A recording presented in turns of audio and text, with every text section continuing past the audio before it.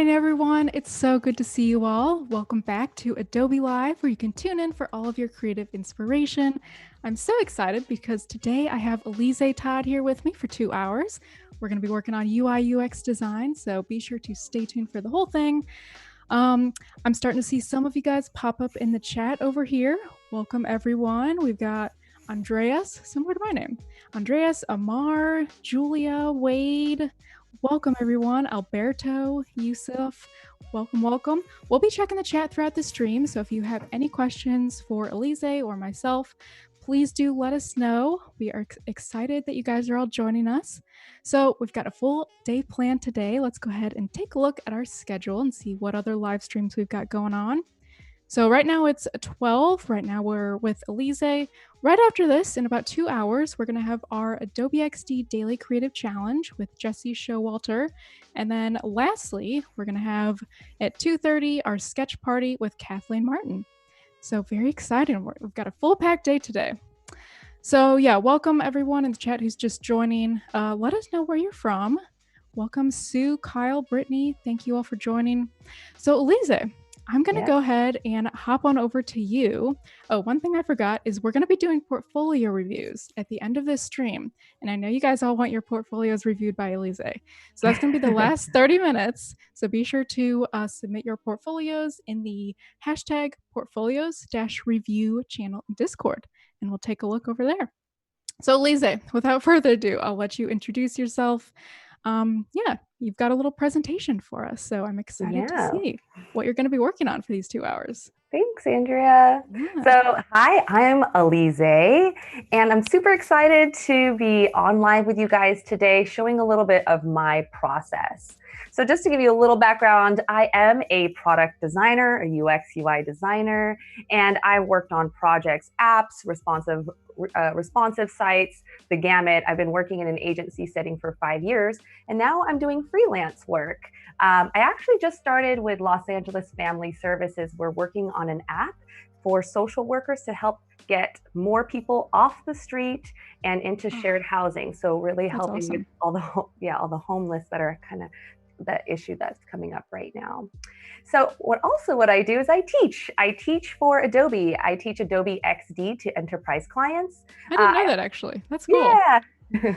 It's a new program that started a couple months ago. And so I've already did some free trainings online. I think I did 2 on Thursday and Friday. I'm doing a couple this week. So stay tuned. There's lots of XD free videos and free webinars that are coming out. It's going to be really exciting and really cool. I also teach at General Assembly. I teach UX, and I also mentor for Springboard. And on top of that, I create content. I create content on Instagram and YouTube, video content, microblogs, and my content I consider educational and entertaining. And so please feel free to check out my Instagram. My hashtag is Elize_UX. Awesome. I didn't know you had a YouTube channel. I also have a YouTube channel, so I'm excited to watch your videos after this. That's so cool. Let's definitely connect after this. I didn't know you post did about either. Like design work, or what do you mostly post over there? Yeah, good question. So I post on, my content is specifically around how to get, how to be more hireable, basically. Cool. So a lot of stuff on how to improve your case studies, even just defining what things mean, like information architecture. So just helping to really educate, but also for the growth of getting people jobs. Awesome. Yeah. I'm excited to check that out. Yeah, thanks. So today we're going to talk about building quick prototypes with UI kits. And if you've never worked with a UI kit before, you might first even be wondering, what is a UI kit? And so a UI kit is a design file someone has created. And typically you can find a lot of free UI kits. And there's also paid UI kits. So what it allows you to do is just grab buttons and certain assets like iconography and take character styles and so forth, and just apply it to your own design. And it's really helpful because, first of all, let's say button design, right? You can't get that creative, right? There's only so many buttons that you create, and you see the same sort of elements from one app to another. So it really helps to improve speed. And this is awesome for UX UI designer who's starting on a project. Like I work as a freelancer. So my first week, I had to build a prototype and test it within 3 days. So Wow. I used a UI kit. That's fast. Yeah, super fast. And the other thing I suggest for designers, especially UX designers that are trying to turn UI, they might not have the visual skill sets yet, and they want to learn how to get better. So I always suggest for them to start with UI kits. And then you can start to understand, oh, this is the right size for a button. Oh, okay, these are some typography styles that work really well for an app and so forth. It just kind of helps you break down a design a little bit better.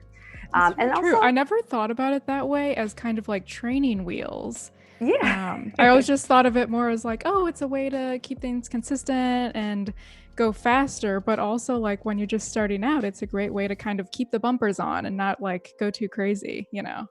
Exactly. When UX designers first start, they typically have like really awkward button sizes and like too large of font. Been there. Like, yeah, everything's a bit wonky. Yeah. So it really helps to tighten things up and start to get some really good pieces on your portfolio really quickly. For sure. Because visuals do matter. It does. And so the other thing that I'm just going to say about it is it's also great for people who aren't even designers, people who are engineers. They like to use UI kits. People who are who maybe have a product idea, but they're not a designer and they just want to get a concept out really quickly and start to shop it around and get some investors. This is also a great idea. So it's really accessible. It makes design accessible, which I really love. So we're going to switch gears here into what am I designing? What are we working on today? I'm excited to see because I don't actually know either. Let's talk about it. So I'm going to give a little bit of like a 3-minute background as to what we're working on today. So this is a concept project. This is not a real project that I did.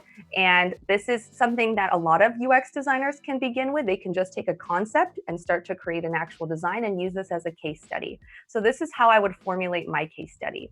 I would begin with, okay, here's a company, Metro Bike. So Metro Bike allows you to rent out bicycles. They have those little docks all around the city and you could just rent a bike and take it out for the day. But I created a business objective, and this is really important for case studies to have a strong objective to think, what does the business want here? So for this business objective, I said that since there's a rise of electric scooter companies like Bird and Lyft, this bike company has seen a big decrease in their subscriptions. So now they want to attract the scooter commuters, and they want to rebrand their whole business. Awesome. Exciting. So we want to look at, okay, we're UX designers. We want to look at who is the user and how are we going to serve them, right? So I created this persona, this guy, Tom here. He uses Bird 5 days a week, like a scooter service, 5 days a week, but he wants to lose weight. He wants to get healthier, but he hates the gym. He does not want to go to the gym. So he wants to find a healthier alternative to commuting.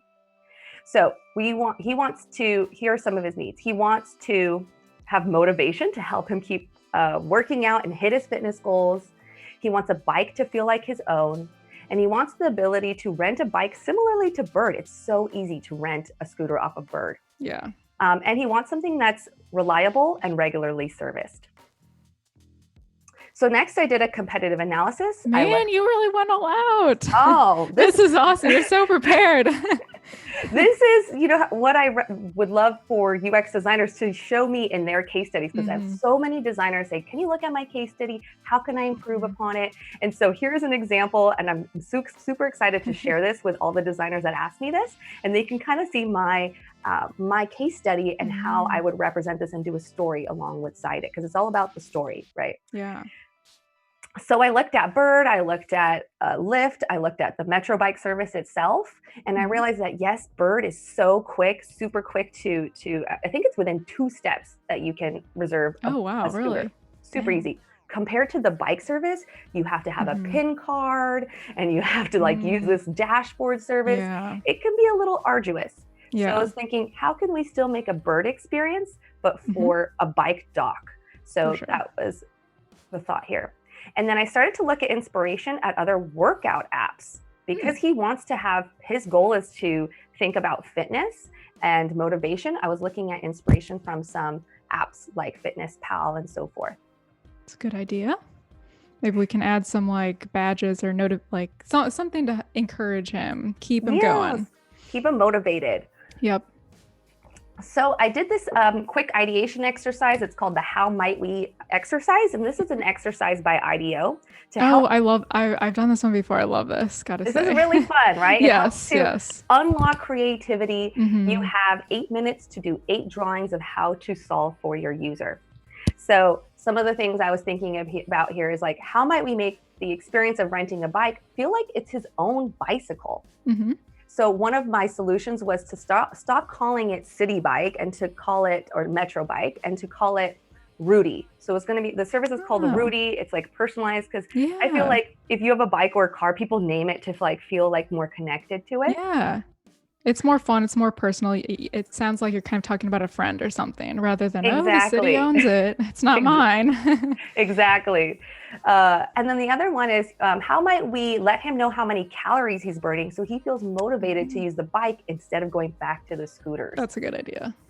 Right. So then I have some ideas. One idea, I always start with like bad ideas too. Like, what's the worst way to solve this? Sometimes that helps to unlock creativity for me. Just get it on paper. Get all the ideas down. Just get 8 ideas out in 8 minutes. So here it's like, you've gained 4 pounds since the last time. That's supposed to be like a big person. Yeah, it's like, that's how much you've gained. Love the job. And then on the flip side to that, I have like a nicer way of like, oh, look at, you're like burned 1,000 calories, a more positive way, right? So then I went into sketches and flows. How would someone go from opening the app to reserving it from home? And I marked out each step. And then I did my flows, and then I went into sketching. So that's what we're working on today. Awesome. I'm going to show that. Yeah, Val in the chat said she always goes above and beyond talking about you, Elize. Oh, Val, hey. Yep. hey, girl. Nice Jesse to see said, you. Elize's dropping knowledge. Yep. You know, I try, guys. Well, you're in the right place, everyone. Drawing goals. Everyone's saying, so funny. So here are my sketches. What I did was I sketched out each screen. I went from the flows to now fleshing out each screen. And I took pictures of each screen. So these are the screens that I want to turn from sketches into UI design. Now, every time I teach a boot camp, we typically go into sketches and we'll do paper prototypes so we can start getting feedback from there.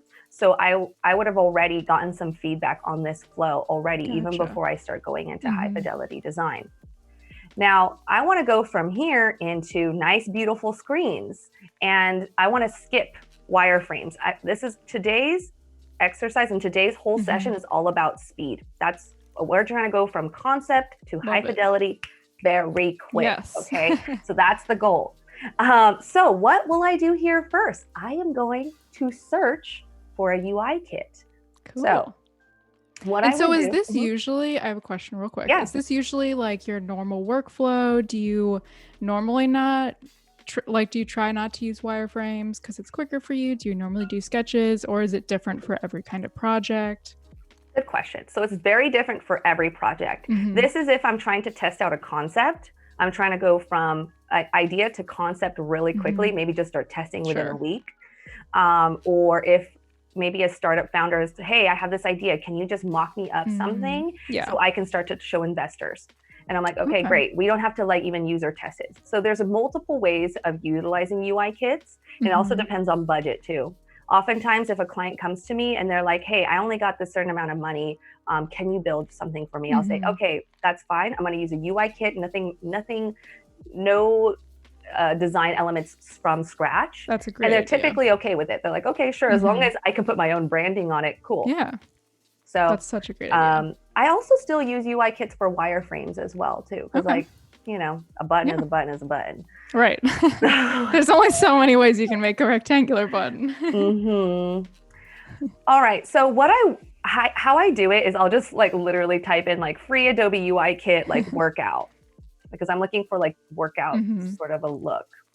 Now, there is this site that you guys can use, xdguru.com, and there is this option here, free UI kits, and you can search all through there. Such a great resource.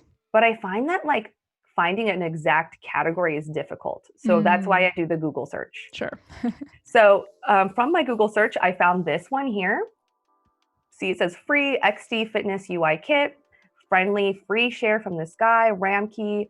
Thank you, Ramkey. We appreciate you for uploading your work and for allowing us to learn from it. Yeah. So I would download that. I've already downloaded though. So I already downloaded basically everything that comes in the UI kit. So what he shared was I guess like 7-8 screens here. Okay. And he has like these kind of cool looking visuals, right? Where you can see, okay, here's the typography, here's some of the layouts inside a phone. And this is really great too, because now I can plug in my new screen into this phone and this looks great on my case study as well. So yeah. He's provided case study is like halfway done there already. Yeah. So typically like I'll begin with the same colors and the typography that they have here. And I'll just start building out my high fidelity screens. And then later on, if I want to adjust the colors and make it more of my own, I'll do that later down the road. Gotcha. And the cool thing about that is like, if you already have the colors saved in your assets panel, like you don't even have to go into each artboard and change all of them. You can just go into like edit, change the blues, and then it'll do all of it for you. So super quick at the end. Yeah, so that's a great point. So what I'll typically do is I'll just grab all these artboards and then I'll just add it to my colors over here. If you can see, I'll just add it to my colors and now you see that all the colors are filled. Super quick. Oh, there's a lot of colors. Do I need that many grays? No, you don't. Yeah, I would like just delete all those grays. I don't need to work with all that. Yeah, so they have all the colors here. I'm going to also get rid of some, like all these variations of white. Eggshell, off-white. Like yeah, 50 shades of white. Yeah. Not today. Yeah, so then I'll do also the same thing for character styles. I'll just grab all these guys and then I'll add it over here. Oh, I think I'm in the way, but you can imagine, or you can scroll. Yeah. Here you go. See character styles here. They have a bunch too. It's like a little overwhelming, but I can see that mostly they're working with 30, 24, 18, 16. Yes. So I'll just work with this for now.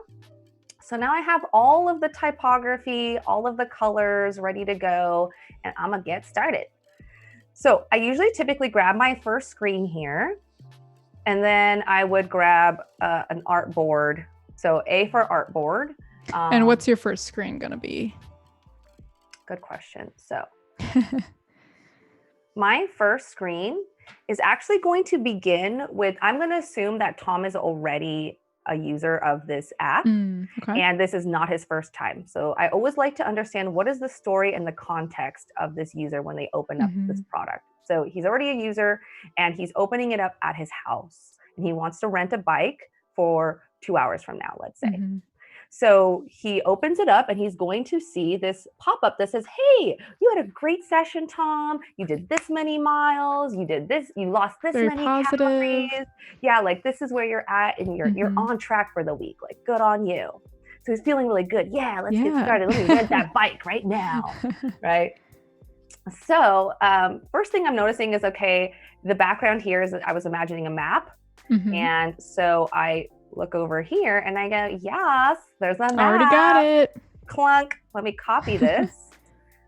Command C. And I'll just paste it. Because I gotta say, finding a good map to use just for like mock-up purposes or, you know, in your actual interface can be kind of tricky. It is. It is hard because like the colors have to feel right. Exactly. So that's why this UI kit that already had a map and I'm like, oh, colors and stuff look good. Perfect. Let's move on. Let's do it. The key is to not think too hard about it, is just to get it, again, good enough, quick, move on, and you can like perfect it later down the road. For sure.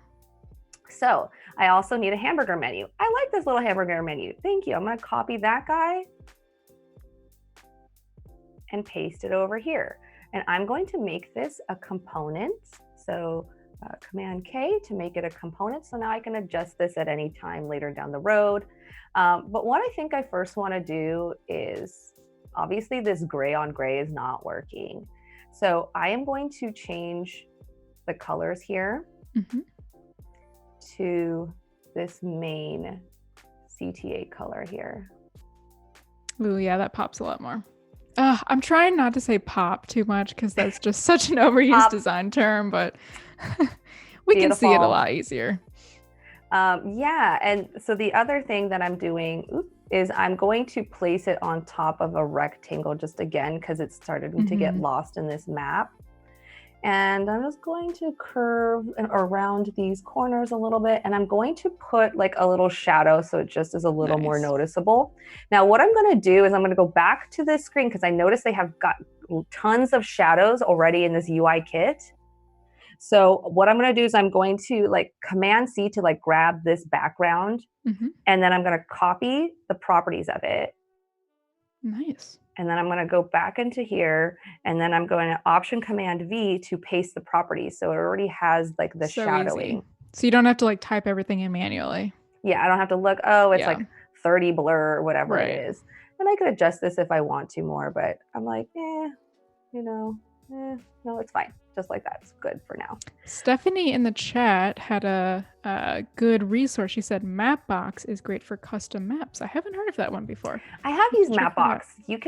They have all these different color backgrounds. There's like a more black scale, gray scale, more whiter version. Yeah, so it's great. And you, nice. I believe, I haven't used it in years, but I believe you can apply it for UI, but also like within your actual product.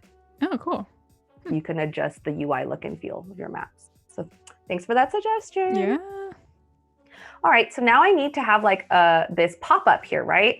So I'm just gonna make a square. And don't forget, everyone that's just joining in the chat, during the last 30 minutes of our stream today, we're gonna be doing portfolio reviews with Elize. So definitely be sure to submit your portfolios. I'll be checking in that Discord channel. It's just hashtag portfolio reviews. So please put your links to your work there, and we'll check them out at the end of the stream. Cool. So what I'm doing now is I just typed in my first thing here, great last session, Tom, and now I'm trying to find like a good text size. Ooh, that looks good. So I just grabbed one of the character styles. Also, if you're just joining in, I am showing how to use UI kits and build prototypes very, very quickly. So I'm doing my first screen right now. We could time it. It's like, how long does it take for each screen? All right, so here I want to have my mileage, my calories, and my minutes. Now I'm going to go over to my UI kit and I'm going to be like, is there anything that is in here that works? Like this could work perhaps. Kind of trying to find like similar looking bits within the UI kit. Exactly. I'm trying to like hunt for, is there something I could already just copy and paste and look, boom, I found something. Nice. That'll work perfectly. This will work perfect. So we've already got the icons there too. That's perfect. Yeah, exactly. I got icons. I got the look I'm going for. So I'm going to copy that and paste it into here. This is a really good UI kit. You're good at finding good UI kits. It does take a little while, but honestly, it took me 10 minutes to find this one. It was, not bad. Pretty easy. So I'm just going to change now the content here to say 22 miles to match my sketch. This one's going to say 800 calories. He did not burn 12,000 calories. That would be nice, right? Yeah. The other thing here is he's not running. So I got to get rid of that icon, and I got to see if I can find a bike icon now, which, oh yeah, perfect. Got one. It really has everything here. We don't even need to go outside of the UI kit. This UI kit is just amazing. All right, so I'm going to bring this guy over here. Actually, the other thing I'm going to do here is I'm going to Command L to lock this background so it doesn't keep moving along with me. I feel like sitting down and learning the shortcuts for any app, sometimes you don't think about it like throughout the years, but it saves so much time once you really know like the ins and the outs of the shortcuts. Totally. And I think that's why it's hard for people to go to any other tool after they've learned all the shortcuts. Like I'm attached, not necessarily to the tool, but the shortcuts. So true. That's me. Like when I switched from PC to Mac, it was just like a disaster because all of the shortcuts, the control and the command and everything was opposite, and it was a bit of a mess. Totally. So now I need to find a This one is an 18 font, so I want to find something a bit smaller for this secondary header here. So maybe I'm going to try 14. That looks good. Good enough. And then I'm going to put the dates. So here we're saying like we want to show his progress for this week, where he's at. I'm going to make that one a little bit smaller. Okay. And then now I want to have this like little circle that shows like, okay, he's done how many miles out of 100. So I want to find like some sort of circle graph here. And I noticed this one already here. So I'm going to just take this circle graph. I'm going to copy it, paste it inside mine. Because it's white, I want to just change the color. Yeah, Val in the chat is agreeing with us about the shortcuts. She said hotkeys and shortcuts in your go-to apps can cut about 1/3 of your time, which I agree with if you get really comfortable with them. One of the best things she's learned. Definitely. I agree with you there. Now this is looking like a monstrosity, right? So we're like, ooh, that's taking up way too much space. So I'm going to take this and I'm going to change the border size to like 10. Okay, slim, clean, looking much better, right? Actually, I want it even smaller. Let's do 7. Yeah, I found that like thin is in and not with your UI bars. Not in life, but with your UI. So 62 out of 100 miles. So what is your strategy for like the amount of content that you switch from like center aligned to like left aligned or whatever? Because right now I think it looks like this is a good amount of content to have center aligned. You know, it's not too much. Do you have like a general like rule of thumb for yourself that you'll start to switch over to left aligned if it's like easier to read, if there's too much content or something? I typically like centered stuff for pop-ups.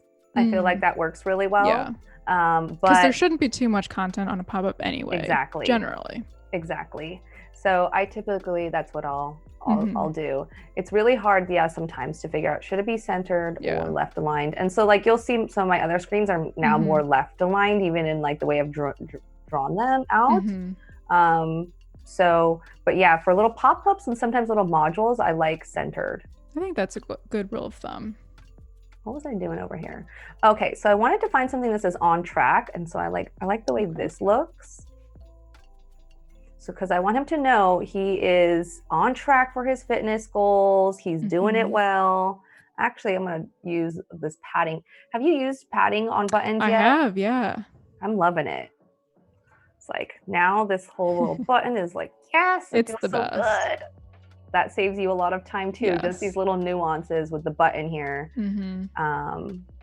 Yeah, I've been loving the new XD features that have made my life that much easier. Yeah, I haven't used like the new audio playback too much. I mean, I did an XD daily creative challenge about it, but I haven't used it in real life yet. And I want to be able to do that.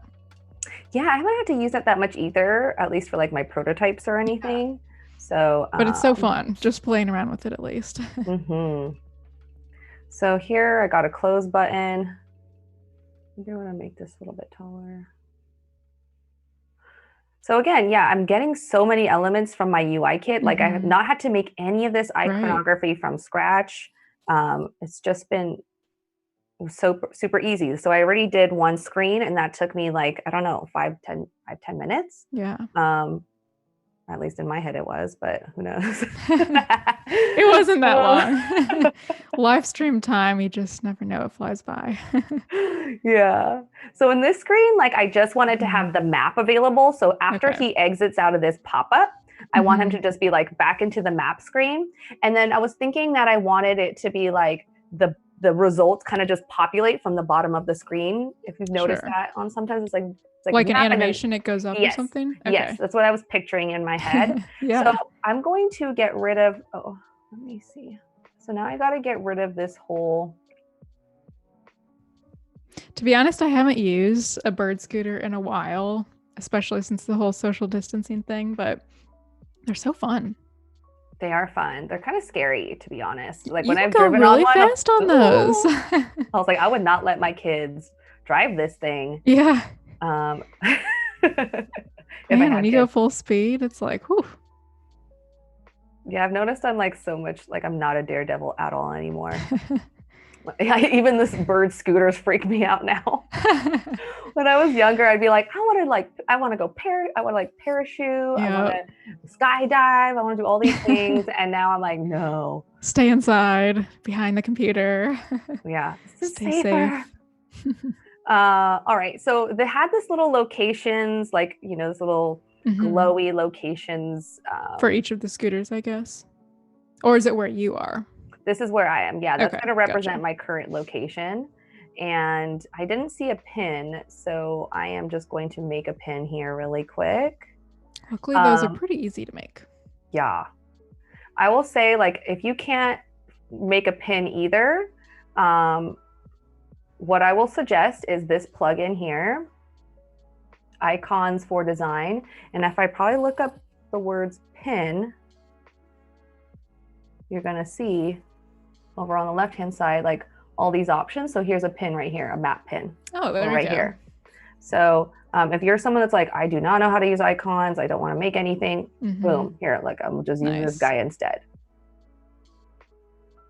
Again, like I love XD. I love designing with UI kits, with iconography, these plugins. It just makes life so easy. Yeah. I'm like, okay, there's my pin. I don't have to make it.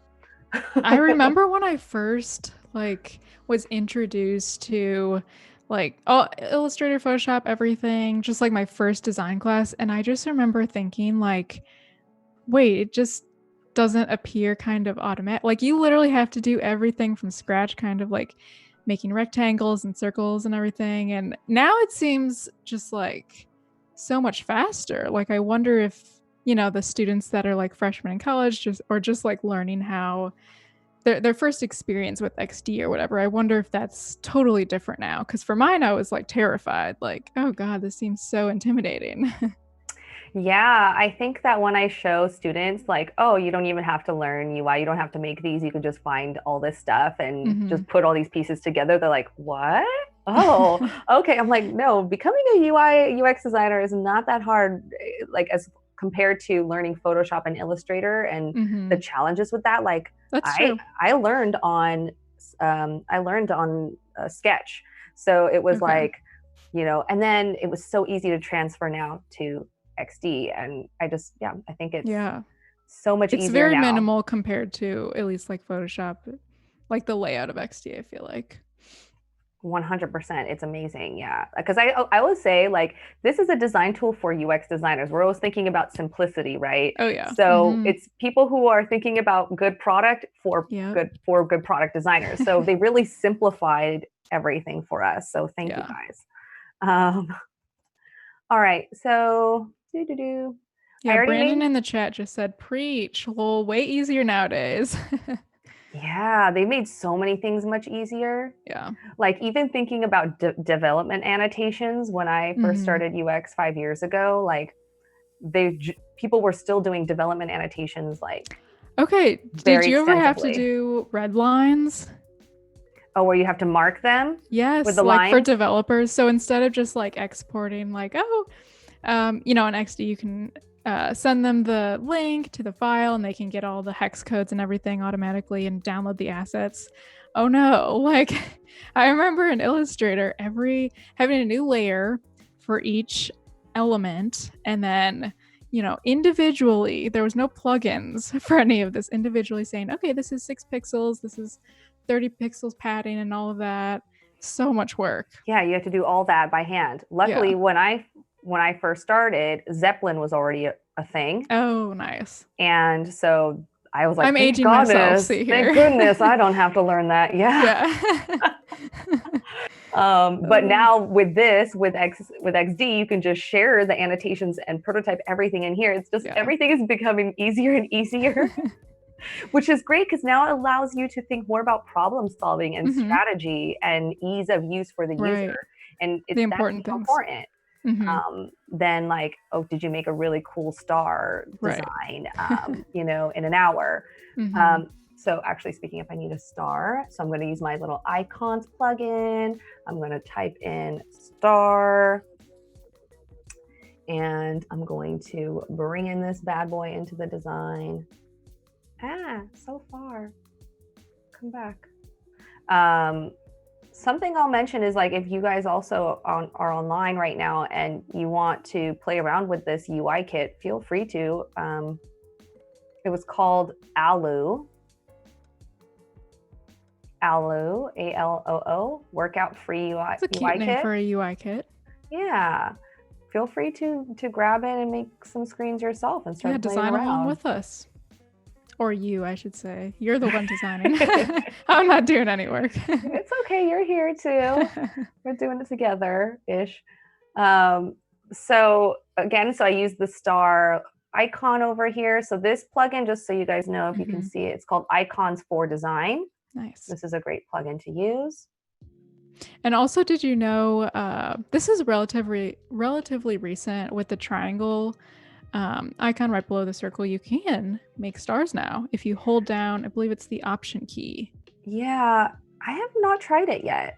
Yeah, it's super easy. But not that I make stars too often, but I'm glad I know I never make stars. Yeah, I think that's the problem. I never had to, but here comes a star now today. All right, so what I'm designing here is this little pop-up that comes up for right after you want to see your location. Up from the bottom. Yeah, it just kind of automatically comes up. Again, when I'm designing here, like it's best to lock the background layer, Command L to lock it, or you can right click, I think, and then lock it as well. That can be a really frustrating thing for people who are just learning. All right, I did bring in a few assets, these are the only 3 assets I'm using outside of the UI kit, and I didn't want to have to make you guys like watch me Google search for this. So I've got it prepared. Nice. This is going to be the little Rudy bike. Oh, cute. So it's blue, it's more friendly. If you guys did want to design along with Elize, Val, one of our moderators in the chat, has posted the link to the same exact one on Behance. So you can check out this UI kit and download it for yourself if you want to. Yes. So now I'm designing like the title of this bike, and so they're all called Rudy, but they're going to have different license plates in the back. Well, they'll have like Rudy 421, Rudy 362. I never noticed that they had license plates, actually. That's cute. Oh, they're not going to. Mine do. Oh, I love that. my design will.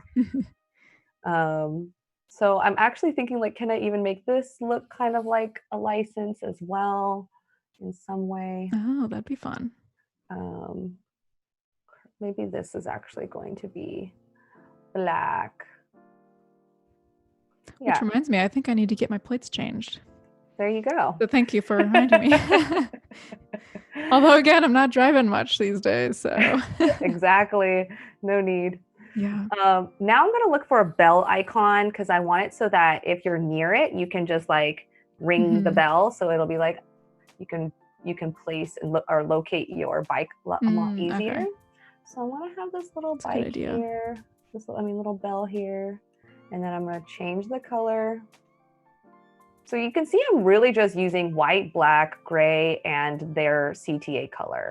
And so later on down the road, if I want to change the CTA color, I just have to manipulate and change this one.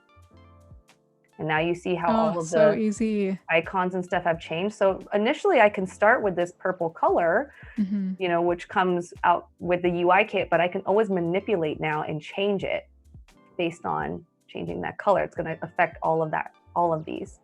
So it just makes it that much easier. So don't worry about the visual look and feel yet, because picking a color can take a long time. Yes. So we're talking about speed here. And actually, a lot of times I like to just change the colors to like grayscale at first, just while I'm kind of doing the, just getting everything down in the right place, the layouts and everything. Just so I'm not, I'm not focusing too much on the visuals and getting distracted by that at first. Yeah, definitely. Like you can definitely start it at a wireframe perspective. But I guess though for today, like I'm just thinking this is how I go from, I try to avoid wireframes. I don't know why, but sometimes I feel good working in just straight UI as long as, but I'm good at this. I'm good at like not attaching myself to anything here.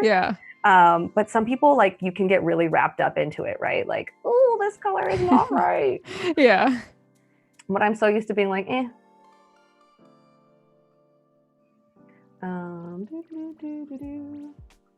So Elize, did you say at the beginning that you were like a self-taught designer? So I actually... Tell me more about your background, because I'm curious about that. So I know we got a super quick overview at the beginning, but I want to learn more. Oh, well, here I am for you. Yeah, for sure. So my background is prior to doing UX, I was a performing artist. So nothing to do with tech or design at all.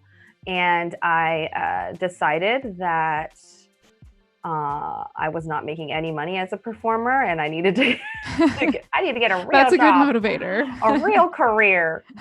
And I learned about UX design. And I took a course at General Assembly, the full-time boot camp. Okay. Where you're teaching now. That's great. Where I'm teaching now. Full circle. Full circle.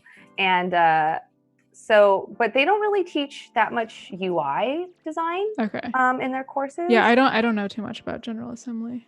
Yeah, it's mostly UX, like the process. So UI had to really come from just working on project after project. So like I said, I have an agency background, and I worked on maybe 50 projects. So I've had to just learn how, on the spot, on the go. Yeah. And so yeah, the UI was definitely more self-taught. Awesome. That's so cool to hear. And I bet that's inspiring for a lot of the people that are in the chat. I feel like a lot of times on Discord, like one of the main questions I'll get is, how do I transition from developer or any other kind of job to, UI UX design? So it's inspiring to hear your background too, coming from something totally different. Yeah, I tell my students all the time, like, doesn't matter what your background is, because a lot of what UX is problem solving. So everyone has problem solving skills. And actually UX designers are very much different backgrounds and education backgrounds. Everything is celebrated, actually. People think designers are like creative, just the most creative people who draw all day. And I'm like, you don't even know how to draw at all. It doesn't matter. Most designers don't, to be honest. Yeah, I don't know how to draw. You see my drawings here. They're pretty basic as which were beautiful. Okay. But, we got the idea. You got the idea here. These are not beautiful drawings. I'm not an artiste. But it's more about problem solving and knowing how to understand how to feel empathy and design for other people. And again, like, we're so fortunate that using UI kits and so forth, we don't even have to be like that great as, a visual designer. And I think it's like important to know that you don't have to just go into like one specific segment of design. Like, you don't, if you're not good at drawing, for instance, like, it doesn't have to be more the visual side of things. Like, you can be more of a design researcher or, stay in the UX world. Definitely. Yeah. So you don't have to be good at everything. No, but it does help, to be honest. I'm not going to lie. But this is why it's so critical to actually just have an understanding and like be able to use a UI kit. You don't have to be great. Just understand how to use it. That's all that matters. Like, having a broad understanding of all the things and then going deeper into one. Like, I don't consider myself a UI designer. I consider myself a strategist. And so I just happen to learn all the things so I can do everything I need to, and I can work with, I typically will hire designers in the past, UI designers to do this with me. But I know how to do it, right? Yeah. So you can speak the verbiage to everyone that you're working with. Yes. It's just like not my favorite part of the process. This is like the icing on top. So right now I'm trying to find the CTA button where it says confirm reservation. So again, I'm looking for a CTA. So this one works. I'm going to take this guy, bring it over here, paste it into it. And I want this to extend. Oh, the you can use whole the padding screen. thing again. Well, look at responsive resize turned on, right? So it already knew I wanted it centered. There you go. It's like, so good. So good. David said, super inspiring. I think they're loving hearing your background and just your tips for jumping into this career. Yeah, definitely. I love helping people learn, not just with UX, but what are you excited about in life, and where do you want to go in life? And I always feel like anything's possible. That's been my experience, and so I try to preach that. And now's a great time during like the quarantine and everything to, if you want to take some courses, like this is a great time to try to jump into everything. Right now, like Springboard, which I'm working with right now, they are like really doing very well right now. People are in learning mode. Yeah, that's so awesome. There's always a positive. There is. I'm actually going to bring in now, like I forgot in my design, I have this button here so that if you want to, like Bird, you can just go up and scan the QR code. Okay. So now I'm going to, I couldn't find a QR code in my UI kit here. So I'm going to just type in QR code into this icons. And yeah, I found something. I'm kind of surprised it had that icon. I know, I wasn't sure. Awesome. I was like, will they have it or will they not? Yeah. Look at, place that guy in there. Iver asked, can you suggest us some books and websites to working like freelance if you have any suggestions that you like? I'm not sure if it's pertaining exactly to freelance, but one of my favorite books that I read when I first started UX was called UX Strategy by Jamie Levy. Okay. And it's a great book that walks you through the UX process, but much more from a strategic level, not going into like UI design. She's very much like not a UI designer. She's like talks about really like thinking about how to serve the user and how to do things very quickly. So being able to be a really fast designer, I've realized has really helped me out and also helped me to get jobs. So if I can say, hey, I can build you a prototype in a week. When another designer says it's going to take them 3 weeks, well, that's going to really put me at an edge. So that's why utilizing UI kits is really helpful and getting to understand like all the features. There's so much capability with XD, and they keep on improving their product and making so many things quicker and quicker and quicker. Like even one of the things they have in here as a plugin is this wireframing, wireframer. So this is another UI kit for wireframing. So I was like, oh yeah, I can build this one. Yeah, it's great. You can like bring in this. And so you're like, okay, I don't need to maybe recreate every single thing here. Right. I know I want like an image, I want some hearts and stuff. I'm just going to grab these pieces and be able to build out a really quick wireframe. So understanding the capabilities of the tool and all the plugins is so key to being faster and maybe becoming a more successful freelancer. Totally agreed. Freelancing, you can get all the help you can get, because I feel like that switch from full-time to freelance, I almost felt like I was spending a lot more time. There's something about you feel like you have to show more work or something. I'm not exactly sure how to put my finger on it, but you feel like you have to show more because you're not like part of a team. So yeah, just getting quicker has been something that's been super helpful personally in freelance. Yeah, definitely. Especially because we're supposed to be failing fast as designers, right? And so even the last project I just got, they were like, we want you to not be obsessed with being pixel perfect. We want you to share work that's not finished. We want you to be really open to quick iterations. Yeah. So that means you just build prototypes really quickly, learn from it, show it, improve upon it, and don't get too attached to anything. So that's also an important skill set. It's a skill set that's helped me in my personal life, right? Like not getting so attached to something, not feeling like anytime someone tells me something's wrong with my design that like my heart is, like broken. And that's really helped me in my personal life. So that's why I love UX, is because it's helped me a lot with inspirational today. Look at you. Life. Well, that's my goal too. At some point, I was like, I want to be a motivational speaker. Oh, just doing it all. That's what I Love want it. to do. I'm going to center this guy again. So now, I have done what, 3 screens? Okay. Ooh, you're working fast. 3 so or I did 4. 3 screens. I'm on the 4th screen now. Mm-hmm. So this is up to the point where like, okay, someone logs in. Okay, I see my details of my last session, exit out of that guy. And then you're going to go open up into the maps. And the results are just going to come up from the bottom of the screen. It's going to be like, bloop, bloop, bloop, bloop, bloop. And I'm going to show you how I'm going to prototype this too, so that it actually does that. And do you generally like start prototyping in the middle of your work, or do you leave that towards the end? What's your general workflow? I leave it towards the end. Okay. Yeah, I try not to get into prototyping, because then you can, again, get into the weeds. Yep. So I try Start my best. It too much and make the animations look beautiful, auto animate and everything. Exactly. Like I cannot, if I start getting into the weeds with one thing, then it's all going to just fall flat.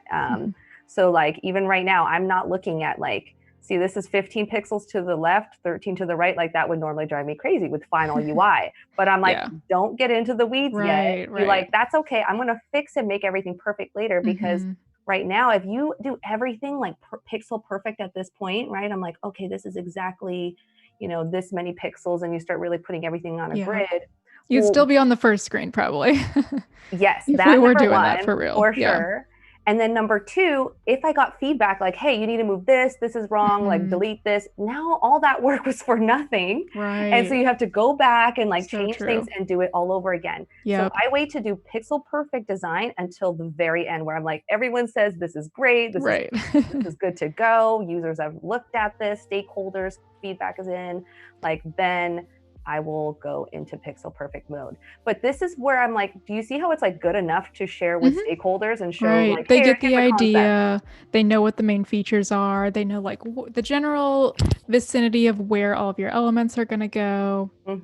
Yep, exactly. And also for users, I think it's been super hard for me. I've learned this now.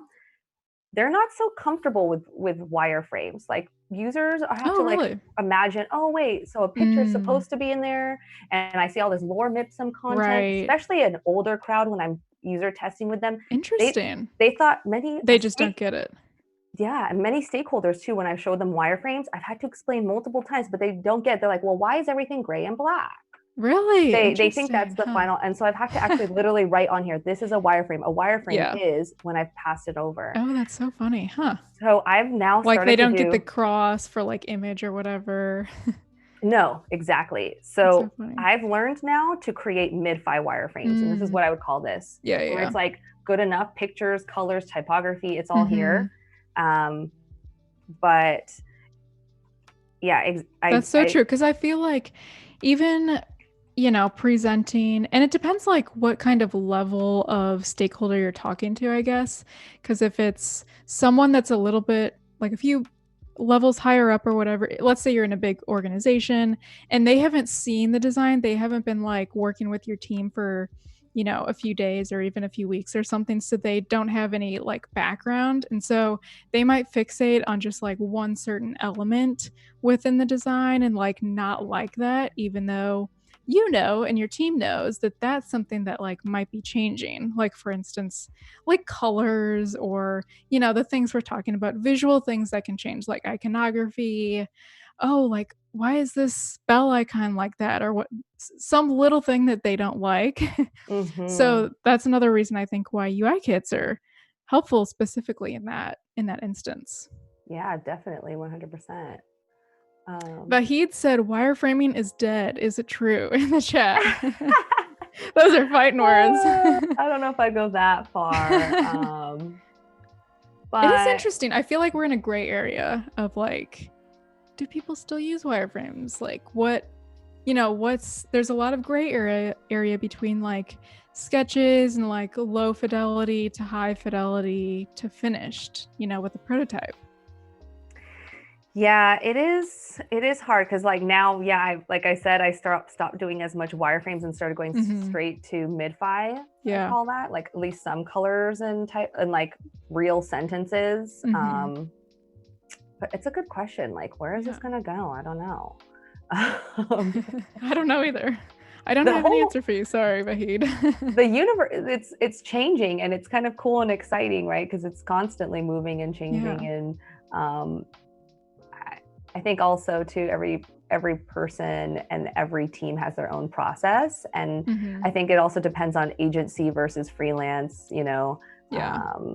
so it's always going to be dependent on how you like to work. All right. Brandon said sketches and wireframes seem more like an internal brainstorming tool. Yeah, that could be a good point. Yeah, it's definitely maybe more of an internal thing. And I mean, because obviously, like if I'm passing over some wireframes to a designer, a UI designer, she's going to like understand what it all means, and that's all good. Right. But outwardly to stakeholders and to user test, probably they don't have the not context. As good. Yeah. They don't even understand like a prototype, right? And then you're like, imagine that these do have colors, and imagine that there is a picture, and imagine like, dude, what kind of imagination here do I need to have to use this? Right. And also, like, if you're doing user testing, you don't necessarily want to sway the user's minds too much.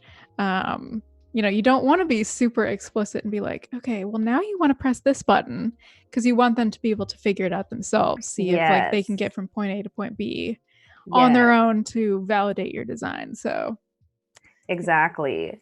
Yeah, that's very true. So I think that you're going to get more valid results if it feels more real. Like if this is a little bit closer to feeling real, you're going to get better results. I'm going to show you another plugin that I'd be loving. I like how that rhymed. So we're getting corny now, guys. It's usually like right around the 1 hour mark. Yeah, 1 hour in. It's coming. And I love coming it. In. So I use this one called User Profile here. Okay. I don't think I've used this one either. And see it like filled in with a user face right into the center there. Yeah. I also like this other one, UI Faces. You can also I've be used like that one before. So is that one pretty similar as the one you just used? Yeah, it's just this one you get to you can filter out a little bit more. So if I want a male, I want them to be happy. You can also pick out the sources. You can pick their emotion. That's funny. Yeah. See, I want a happy guy, but I'm like, this guy doesn't work. He's not this guy. Because I'm trying to say that like does someone not fit the use case for us. like exactly. Like this person fixed up your bike like in this in this suit. Oh, he's supposed to be the mechanic. No, not gonna happen. This guy either it's a little too pixelated. This guy's in the dark. He doesn't look happy actually. This guy's a little too chipper. I'm not sure. So this is the thing that's like can be hard about it, is like figuring out the I feel like that's person. A good one. Yeah, I like him. He looks happy. I was like, I would be happy. Not too happy though. Exactly. If John fixed up my bike. Yeah, this looks good. Okay. So now I'm saying, okay, this is your reservation screen. Like this is your bike number. This is where you can pick it up. This is, if you remember earlier when the user persona, I said that one of the things he wanted was to make sure that his bike is reliable. So that's why we added this like last tune-up feature. And it can also just personalize it more to see the person who worked on your bike. Putting a face to the name, I guess, or the action. Yeah, more of a face to this service. Because a lot of times, apps do so much for us, but it's nice to actually feel that there's people behind it that are actually doing real work as well. Agreed. So that's why I like to, even with Uber and Lyft, like they have the person's like some achievements of theirs and like their writing history and stuff. I never noticed that. Like for your Uber drivers? Oh, that's nice. Yeah, you can like look at their details. And I do because I'm like a nervous person when it comes to other people driving me. So I like to look at their, history, like and their reviews and their achievements and how many rides they've done. Like just makes me feel more safe. Right. Isn't it just so funny that like 10 years ago, getting in someone's car, you would have been like, no way, I'll never do that. And now it's just like, that's the way we do it, not a second thought. Really wild. Yeah. because I would have never imagined that I would have been okay with that, because I'm, like I said, like a nervous Nelly when it comes to driving people. But now what I found is, like, if I have to get in a cab, I'm much more freaked out. Like if I'm in a new country and I'm like, oh, I don't want to go in a cab, it's scary. Yes, you'd rather get in some stranger's car than in like this cab. So definitely funny. Yeah, it's like, because like I feel like there's the ratings feature now with at least Uber. Like someone can track you if you don't show up or something. Yeah, and like, okay, that they've done enough rides with Uber and everyone gets to rate them, and if you have like under a 4.5 rating or something like that, you're not allowed to drive anymore. So oh, that's pretty high, man. It's very high. So they have very high standards. Yeah. Sometimes though, I'm like, how did this person fall off the radar? It's like, this person is not a good driver. Drive it like a crazy, like, switching lanes all the time. Yeah. So I'm like, how did this guy get past rating service? All right, so I've now done 4 screens. I'm on to my 5th. This one's gonna be easy as pie. This one is like, awesome. I've made it so that when your phone is near the bike, it will just automatically unlock itself. Nice. And then I was imagining that it would even say your name, like, hey, Tom, jump on. Love it. That's so cute. Personalized. That's what I imagined. Yeah. That's cute. So this one is going to be really simple. I'm just going to make this. And I think sometimes it's like a fine line between being too personalized, where you feel like, oh, they have all of my data, and being like just enough personalized where it's like friendly and you feel a little warm and fuzzy feeling, And I think because maybe I don't remember who our persona was. Tom. Tom like had already logged in and everything, so he knows, okay, I've already logged in, it's fine, they know my name from that, Exactly. He's used to that experience. Yeah, it's not like he didn't put that information. Hi, Tom. Right, here's your social jump on in. It's like, oh, scared. It's just a bike though, right? So here, again, I'm just using, you see how much I'm using this icon plugin. It's crazy. It's great. He's saving time, Yeah, I'm trying to think. What do you like for these? Maybe you can look at the chat too. Like, what do you like of these 2 icons? Do you like this one? What are you guys thinking? Up? The chat's like blowing up right now. They're talking about like Uber and Lyft and everything. Or this one. Okay, yeah. Or this guy. So this is number 2. You like this number 2? On the top is number 2. Or do you like this one number 1 on the top? Let's see. There's a bit of a lag, so no one's replied yet. We'll see. So, like, we don't personally care. I think the first one, to me, you can see that it's a little bit more unlocked, like it's a little bit more clear. No replies yet, so we might have to just pick ourselves. But because the second one seems like it's just like 5 pixels of distance. Yeah, totally. I think Jesse in the chat said he likes the lock with the keyhole. He likes the keyhole. Okay. Jonathan said 1. Cody said 2. We've got 2 keyhole. It looks like it's split about 50-50, to be honest. It's split 50-50. Okay, I'm going to go with the keyhole then. Sounds good. For now. Rosa said, this is really cool. I was struggling with going back to basics on wireframe. I mean, awesome. Great. Yeah, please feel free to ask me any questions as we go along, or like, why did you make that decision? Or that looks like poo. Feel free to let me know what you're thinking. So I am now going to create the ride mode screen. Like, so now it's unlocked. He's jumped in, jumped on, and he's ready to ride. And maybe he's been riding for a little while. So now we can see that he can end his ride, and he can also see some of his stats as he's going along. So he can see, okay, nice. I only have 6 more miles till I hit my goal for the day. Feeling good about that. Nice. That's what I'm going to focus on now. Love it. So I'm going to see if there's a heading style here. And people are still voting. 1 keyhole icon. So people like this one, keyhole. Go with the one you have. Yeah, it sounds like people like the keyhole. Yep.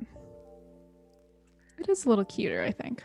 It is. Oh, Val just reminded me, we have about 25 minutes left till our portfolio reviews, everyone. So please be sure to submit them. That's over in Discord, the XD Discord. In that channel, it's hashtag portfolio reviews. So let us send us a link to your Behance, and we will pick 2 at the end of the stream to give you a review on. Yeah, exciting. Divad asked, who would handle the actual functioning of the app, and would you send this to a developer to finish? The functioning of it. So I would, at this stage, this is again like more for concepting and just trying to show my designs. Once I feel like it's all good, like I've perfected it, this is ready to go, then I would share it with the developers. And I'll show you guys how I'm going to do that, or how I would do that in the share mode. Because first you would want to share with the developer a whole bunch of things, like not just the designs, but you'd want to have the prototype for them to see how it all flows.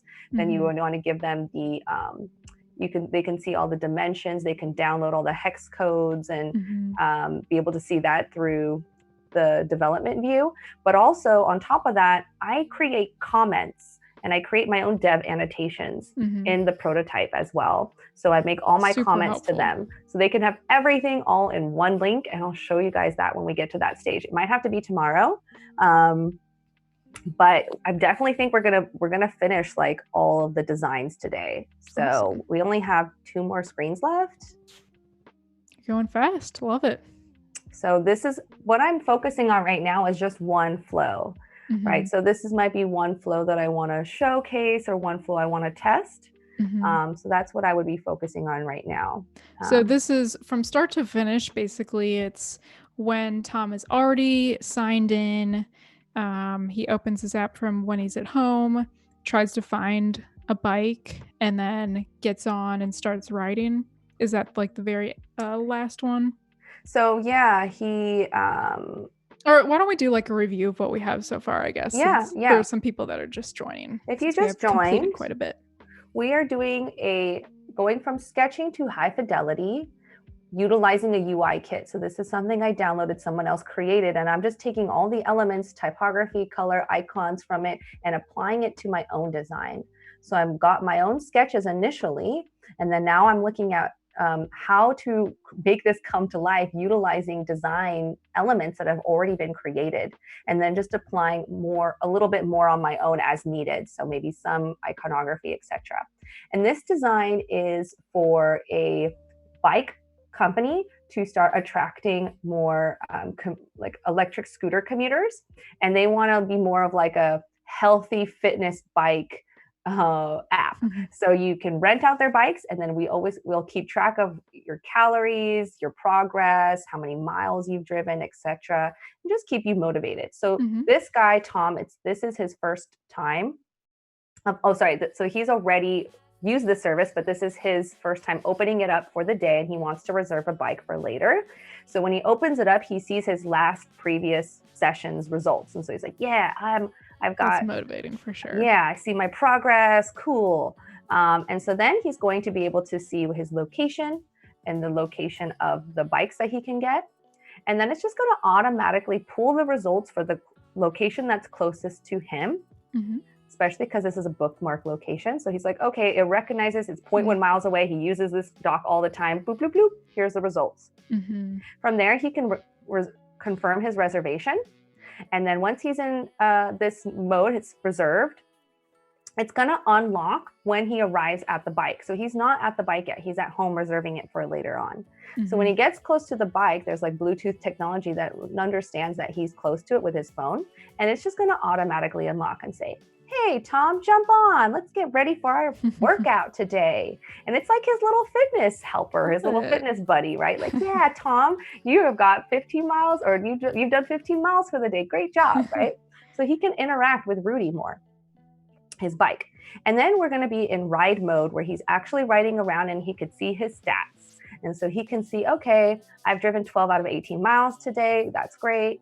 And then the final one is going to be his like end results. Like, okay, this is all the miles you hit, blah, blah, blah.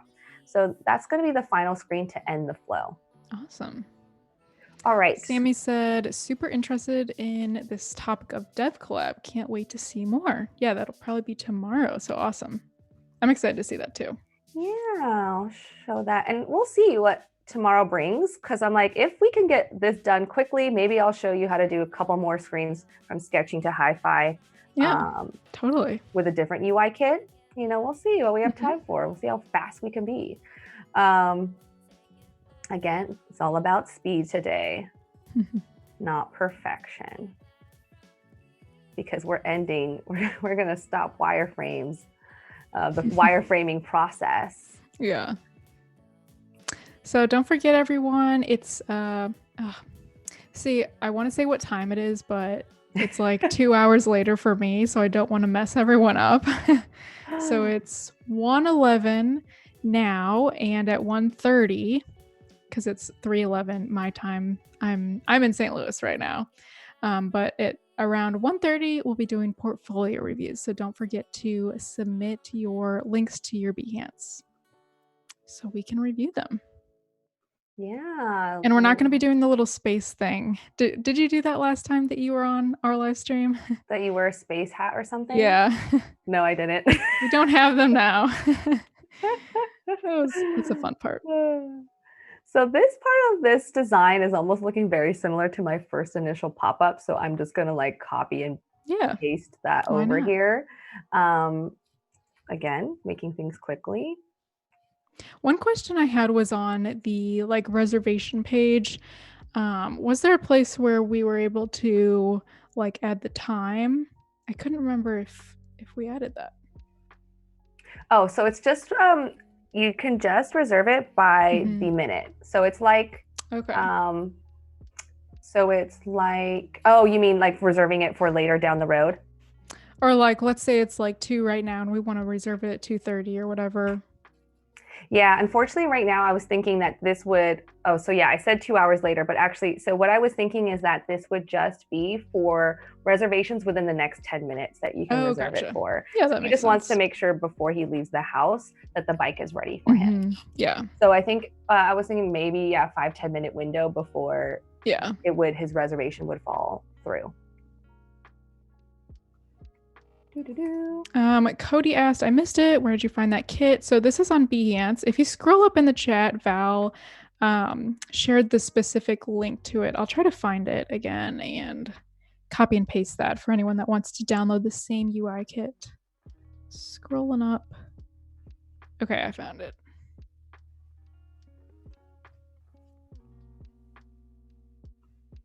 Oh, Val beat me to it. Okay. We're pasting it twice. She's good. Yeah, she is good. So we've got today's writing stats, mileage goal. Yeah. And I actually like how these icons are pretty small, because a lot of times we can get kind of wrapped up again with like the visuals, and you spend so long on an icon that you don't want it to kind of be hidden or too small or whatever. But I think here the main thing we want to focus on is like the actual data and not so much the iconography. So it's nice that those are a little bit not in the background, but not as important as the other elements on this screen. Yeah, I like to have, I don't like big iconography, to be honest, or big icons. I like dainty ones. Like I said, I like this thin style of bar as well. I think that's kind of becoming more of a trend as well. Yeah, it is interesting because I feel like a few years ago, the big trend was having like 4 icons at the very bottom. So like, home, like profile, it was all like kind of generic ones, always just 4 at the bottom. But now it seems like it's more hamburger menu. So it's interesting seeing the trends throughout the years, Yeah, definitely. I think that it's still nice to see exposed menu options, but I guess if you don't really need to use them that much, like for this app, you don't need to go home and back here and all the things. It's like Uber. You don't need to interact with it all that much. The screen that you're on is probably the screen that you need, and you're not going to like need to go like to your past history all that often or Right. anything. So that actually removing that menu bar here is makes sense because you don't really need to use it that often. Right. If you have to like maybe YouTube or I don't know, another platform or Instagram where you do bounce around your profile, your feed, your notifications, it's going to be more important for you to like be able to click through and move across those different screens quicker. So just being very conscious about, do we really need this or not for every just because element? Exactly, just because every other app has that that bar, do you really need it? Does your users actually, are they going to interact with it all that much? Does it make sense for them in this particular product? Right. All right, good point. So, and especially on this one, sorry. Yeah, especially on this one, since we have the map in the background, and we probably want, when we're on the map screen at least, we probably want that to take up most of the real estate of the screen itself, not so much, you know, a bunch of other icons. So that's nice that you just have that one QR code there, really, and the hamburger menu. Yeah, there's not much you need to do in here yet. Yeah, let's maybe you look at your payment history, your account, your previous history, but probably not that much. Yeah, definitely. So I'm on the last screen, guys. Last screen, and it's been probably about an hour since I started designing. So getting, what's it called? 7 screens, 1, 2, 3, 4, 5, 6, 7 screens in an hour is a good amount of time. Very quick. I used to pay a designer. She charged me an hour, 1 screen per hour. So I measured against that. I'm like, okay, if I could get 7 screens done in an hour, that's a lot more bang for the buck, right? Yeah, for sure. So sometimes it will take me, if I start this from scratch, it would definitely take me a lot longer. If I did not use a UI kit, finding these icons and stuff, I think it would take me at least double to triple the amount of time. That would be an interesting live stream if we had like 2 people doing the same exact design, and one was using a UI kit and one was not, like race to the finish. Who finishes first, you know? Yeah, definitely. That'd be interesting. Although it's not about a race necessarily always in design, but it'd be neat to see. It'd be fun to do. Just, I mean, I would be down to be in that race. You know what side I'm going to be on? I'd be like, yeah, I'm gonna use a UI kit. I can get very competitive too. I'll be like, I would probably do all these 7 screens within like 20 minutes. I'd be like, ah. I'm the same way. I'm very competitive. All right. Well, maybe we should do it ourselves. You and me. Is that a challenge? It's a challenge. Okay. The challenge though is like, but does the designs even look good at the end of it? Right, it's like so fast. It's like, what the hell? What is this? Hamburger menus are like in the middle of the screen, and you know, the colors are all wonky. Let's see what I'm gonna do here. What do I want to do? Okay. Yeah, Brandon said, lol, the person without a design kit would be on the second screen. Legit. I agree with you. Yeah, we should see, like, compared to the other live streams, where have people been at this point to prove the impact of the UI kit. Cornelian said, sounds like a challenge. You could, you guys in the chat, you could do that with someone else for the daily creative challenges, since those are every day. Message someone else in the chat and challenge them.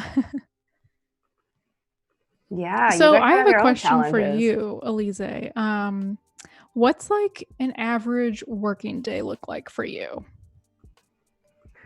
Are you usually like doing a bunch of different, strategist sort of things, more talking with clients, or are you more, heads down working on a design, or is it different every day for you?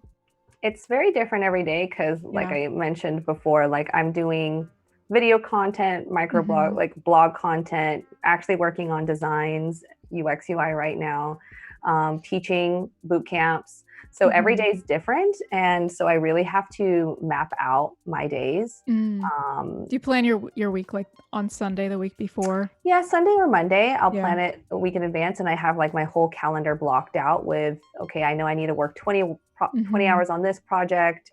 I know that I need to like get ready for, let's say Adobe Live. I need to like, prepare for this event on this day. And also just like if I have that all mapped out, it's easier for me to tell my clients when I can and can't meet with them, Yeah. and when I like my deadlines, like, hey, it's gonna have to be next Friday or something like Right. that. So yeah, it's important for me to be pretty on top of my schedule. That's something that's helped me a lot too, just as far as like planning like months in advance and telling clients, you know, what time I have room for, just making sure I block like weeks in advance. Also, if I'm going to be preparing for something, making sure I block that out as well. Not just like, okay, I have this project due at this day. Really being very explicit about it on my calendar. Yeah. Ahead of time. Definitely. Yeah, because if I don't, then I might say yes to other projects, or to even someone saying, hey, can you jump on this podcast today? And I'll be like, sure. And then I'll be like, actually I can't. Yeah, exactly. So yeah, it is really important to map it out. Yeah. All right, guys, we've got about 9 minutes until our portfolio reviews. Brandon said he's ready for the rollout of that long day. I'm not sure what that means, actually. Well, yeah, what does that mean? I guess like a long day of live streaming. I don't know.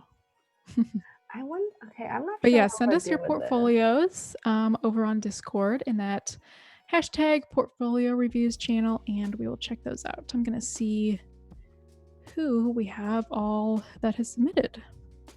No. Keep working. I am almost done. I'm definitely going to be done before that 9 minutes, I think. Well, that's okay. If anyone has questions in the chat, let us know. And yeah, also let me know if you guys want to ponder something right now. I was looking at this and I'm like, I don't know if I love the way this looks here. I played around with the little like green part or this area, part. Yeah. I'm like, feels like.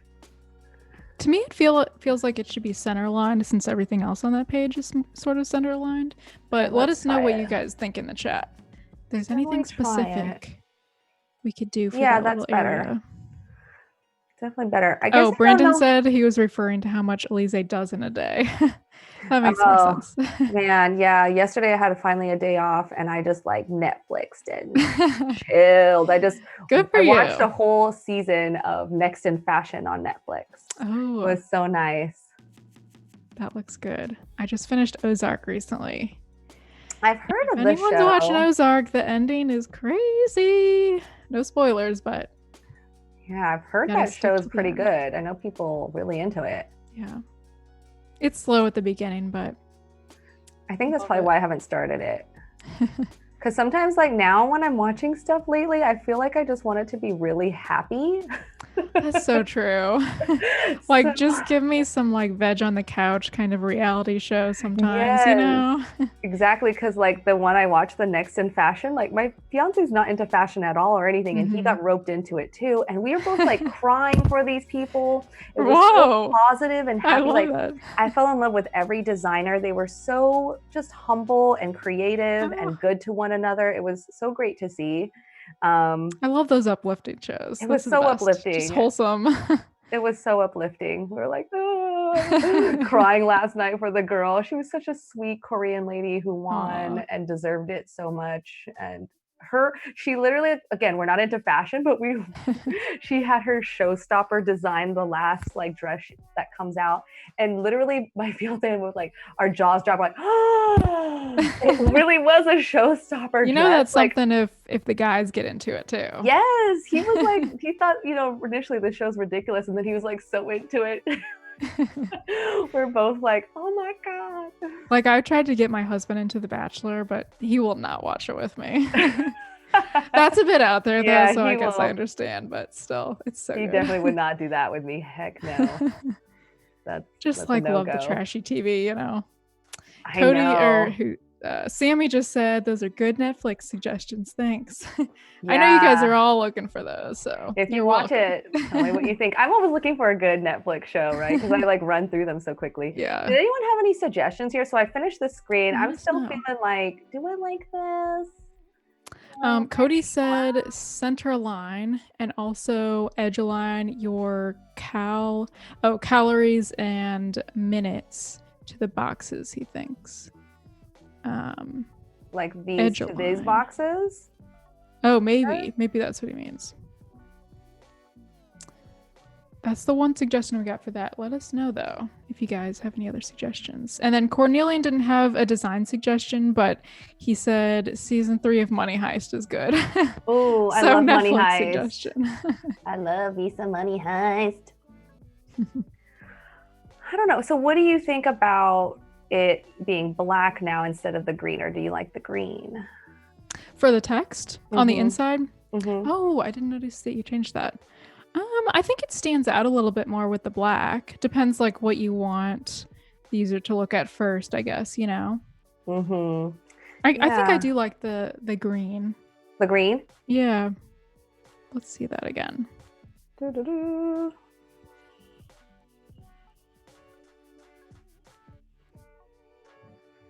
Yeah, personally, I think that one looks nice. Because then there's not too much contrast between like you hit all your goals today and, you know, that button area or text area. Maybe. Savani said change the center green box to purple or gray, maybe. Okay, I'll try purple. Hey. And then Adesh said change the center green box to blue, maybe. And Sammy said black, so we're all over the place in the chat. All right, we'll play around with it. We got a couple minutes until we have to do the portfolio reviews. Mohan said, some of my clients are concerned about using UI kits. Okay, this is a good question for you, actually, since you use UI kits a lot. I want to hear what you think. So some of his clients think that their app design won't be unique if he uses UI kits. Would love to hear any advice on how you convince them for using UI kits. So sometimes I don't really say it, depending on the client, because it's like if I change it so much so that it doesn't look like this at all by the end, doesn't matter. Like if I'm like it's not recognizable as the same UI kit. Yes. Like if I start to change all of these elements and I I decide I want to make it actually like a green UI, and maybe I don't even want rounded edges. I want to play around with that. And I'm going the text is some other font or something. Change out my typography. I'm going to really make it look like it's not this same design at all. It's totally fine. They don't need to know your process. Like they don't need to know everything about it. Yeah. So as long as you make sure it doesn't look like this, that you have their, like typically a company might probably have their own branding already. So you would just take this and then start to apply their UI, their typography. That's what I'm doing now with a UI kit. I used one and then now I'm just changing everything out to be more of the style of this brand. Yeah. So I think it's more of like a starting point for you.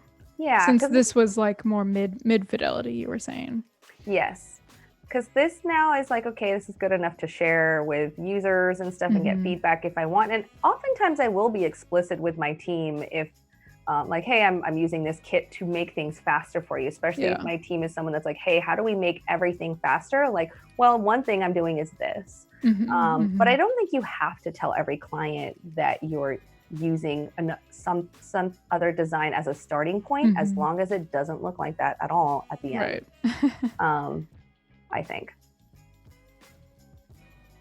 It's good advice. Justin said, I probably wouldn't tell a client I'm using a UI kit. I think their budget would dictate how custom the design would be. Yeah. Sometimes that's a good point. Like sometimes I realize they're like, oh, we don't have any money. We only have this amount. Then I'm like, okay, in my head, I'm like, all right, I'm going to probably already look online for a UI kit that might work with what they're saying. And if I can, then I'll be like, okay, I'll just know I'm going to do that. But UI kits have been part of my process now, like for a little while. So it's ingrained already in your process. Because I just don't think there's a need to recreate everything again if it's already been done online and it looks so similar to other designs. Like again, like buttons can only look like why recreate the wheel every time? Yes. Like you were saying, there's only so many different ways to do a button, you know? Exactly. Like this is not unique. But what's made it unique for me is the fact that I can copy and paste it. So, like, perfect. Copy, paste it, change the colors, typography, boom, new button. Agreed. All right, guys.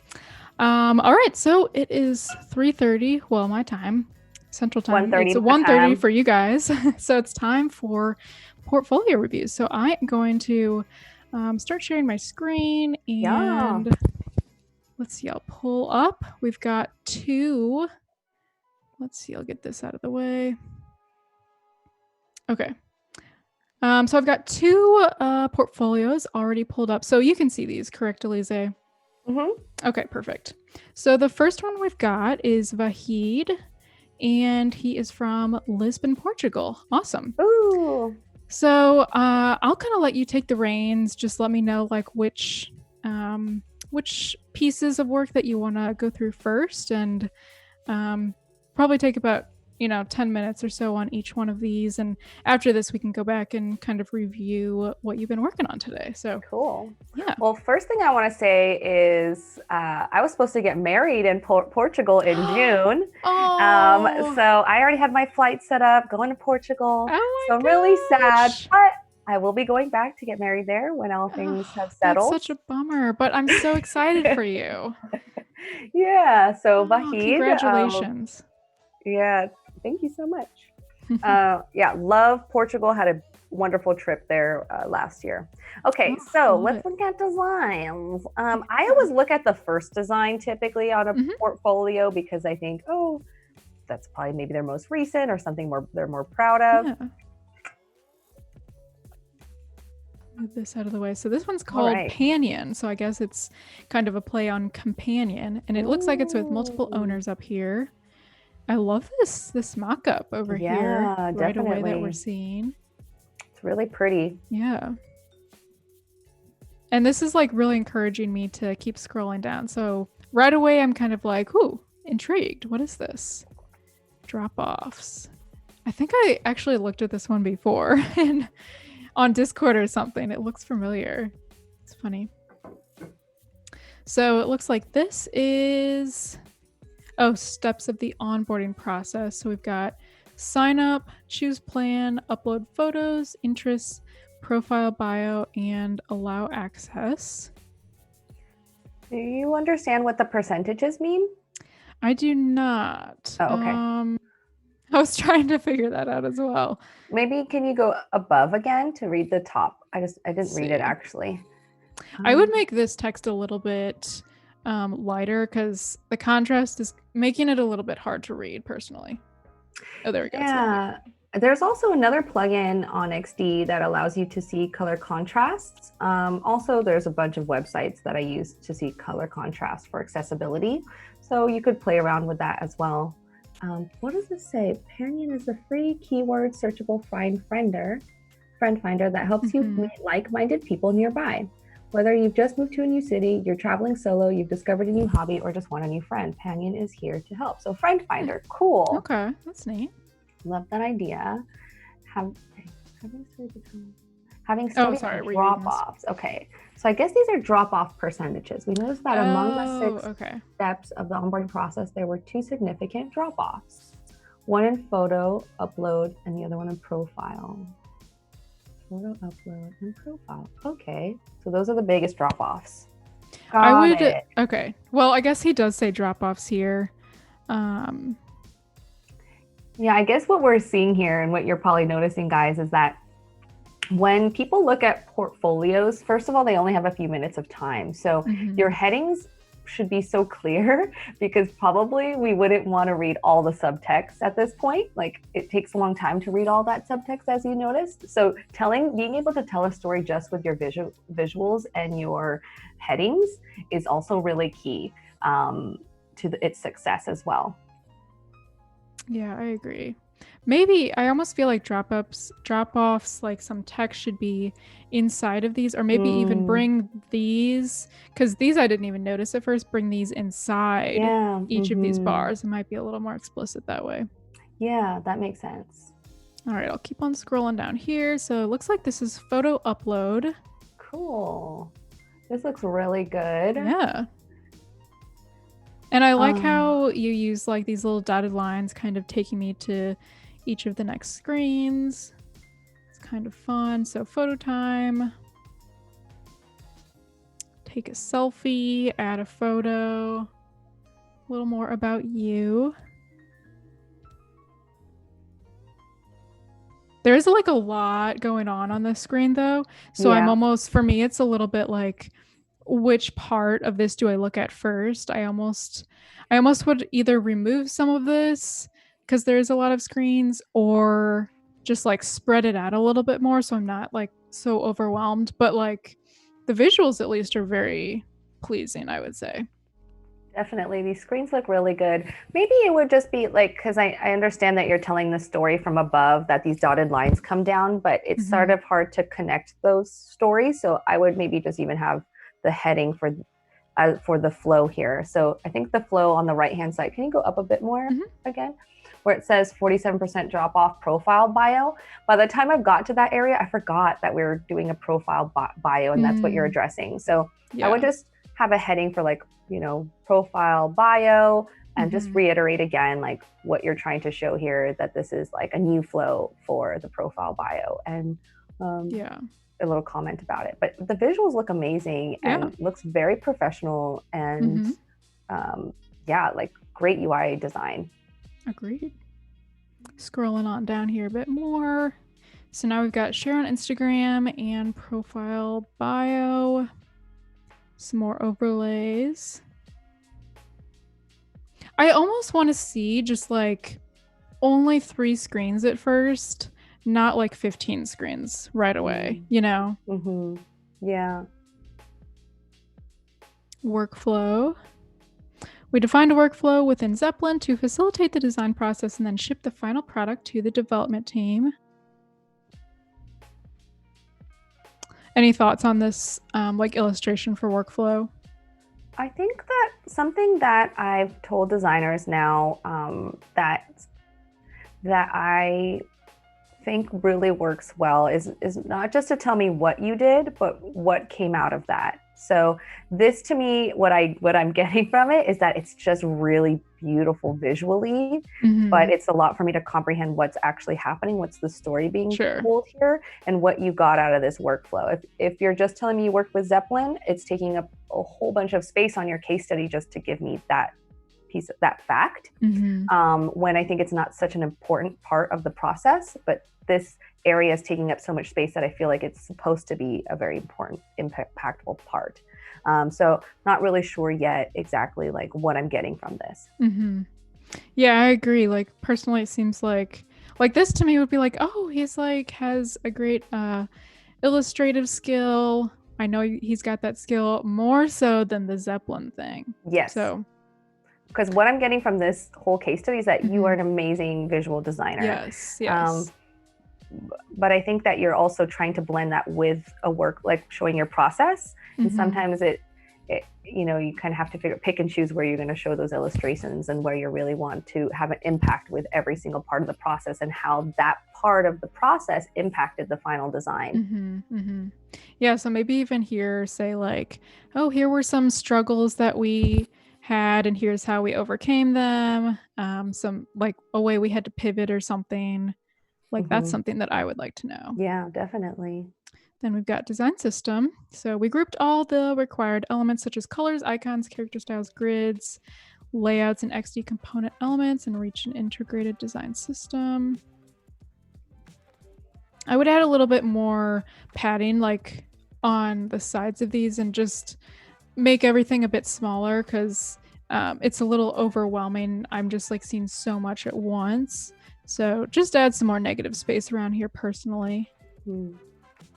But it is nice seeing some of these elements, I think. XD components. Any thoughts on this area? Oh, did it switch? Did it move? It looks like it does. It's all movement. Animated. Okay. Got it. I think again, like beautiful components. I feel like, wow, this looks super good. Again, really great UI. But I think to your point earlier, it's overwhelming for my eyes to see what's going on and what's happening here. I'm not sure why it's shifting and changing and moving. Yeah, I agree with you. Yeah. Like it all looks cool all at once, but I'm not sure like what's the main takeaway that I'm supposed to get from this this little area. And then user interface. A lot of screens here. Oh, night mode. Oh, that's kind of neat how we transitioned in the background from day to night mode. I love that. What a beautiful background. Results. Man, this is a long one. Okay, so this was the results. This is something that I like to see. So February, 3.3% monthly active users, and then February 2019, and then in the next year it was 9.4% monthly active users. So that's like a nice tangible data point that I like to see. Oh yeah, that's great. Awesome. Yeah, I love that. Love that there. And I do wonder though, like if it's that you could cut out more stuff to get to this quicker, because maybe perhaps 60% of the way you'd be like, okay, I maybe seen enough. Yeah, I think that this could be up a bit more. This is really impactful. Yeah. Awesome. Okay, any other comments on this one? No, I think just maybe finding more ways to cut things, because you've already proven to in every single screen load I got that you're amazing with UI. So I think that once you get that point across, you don't need to add extra things to showcase that anymore. Now maybe you can start to showcase other parts of the process. And just like picking and choosing. Yeah. Like the most important things, I would say. All right, I'm going to go on to maybe one more that we can look at. Amazing work, Vahid. Yeah. Do you want to pick one? Same from his? Yep. Okay. Maybe the one underneath the Pinion. This one? All right. And maybe we'll go through this one kind of quickly. And then we can move on to Tristan. So this is an audio transcription made simple. Okay, got a lovely mock-up here. Typography. A lot of patterns going on. And then we've got colors. Okay. How it works. Oh, I'm going kind of fast. That's okay. Just stop me if you want to make a comment on anything. Sure. Pricing. So this is a website. Okay. UI design.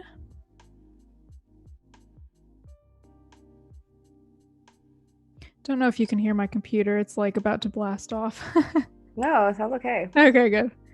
Totally How fine. it works. I wish I could see this like just all the way, not cut off, because it seems like this one's great. This one doesn't really do much for me because I can't see the rest of it. It looks cool, but I just want to see the whole design. Thanks for watching. Okay. So, any thoughts on this one? I think that if you're, the point is to show your UI design skills. You've done that.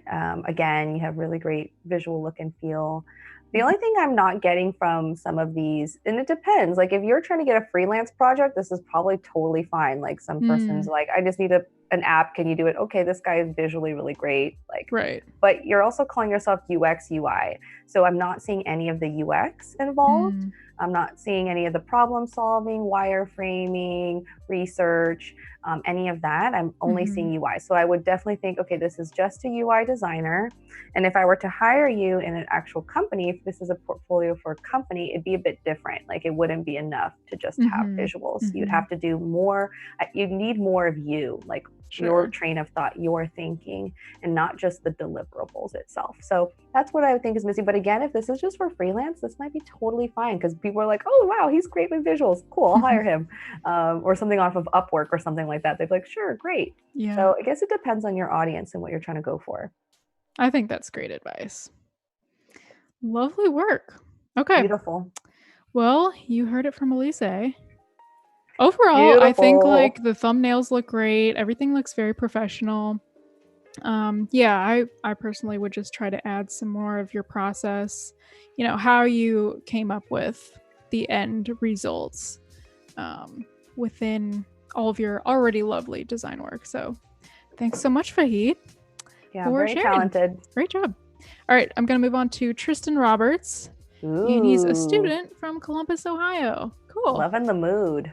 Yeah. Living All this right. like So dark which one do you vampire want to look at vibes. first? Got 5 Are projects. any of these UX UI projects? Or Let's see.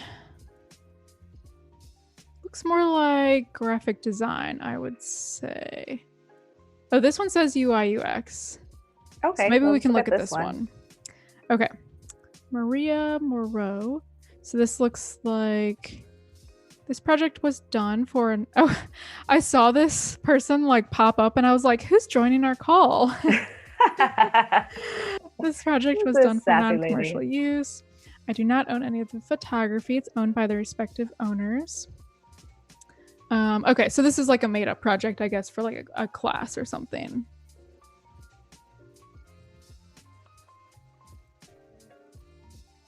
Nice animations there. Mm-hmm.